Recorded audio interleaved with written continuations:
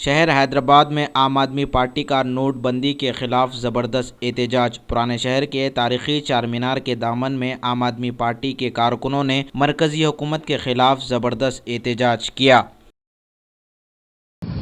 आज हम लोग चार मीनार पे मोदी के नोटबंदी के खिलाफ डिमॉन्स्ट्रेशन करें और ये नोटबंदी का जो मामला है ये सीधा सीधा बीजेपी के करप्शन का मामला है।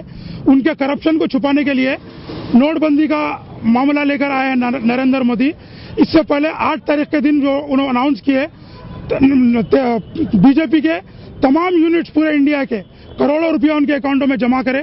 करोड़ों रुपए के जमीनात बिहार में, यूपी में और अलग अलग जगहों पर खरीदा गया बीजेपी के लीडरों की तरफ से। और ये गरीबों के ऊपर जुल्म है। ये नोटबंदी, हम करप्शन के खिलाफ है, हम भी इसको मानते हैं, ये करना चाहिए था, मगर ये तरीका नहीं होता करने का जो तरीके से इन्होंने नोटबंदी का ऐलान किया है। गरीबों की मुश्किलों को अगर दूर नहीं किया गया तो कुछ ही दिनों में पूरा हिंदुस्तान सुलगने लगेगा। मुझे ऐसा महसूस होता है 50 दिन का जी मोहलत मांगी है नरेंद्र मोदी। 50 दिन के बाद ये भाग जाएंगे, हिंदुस्तान छोड़ के भाग जाएंगे।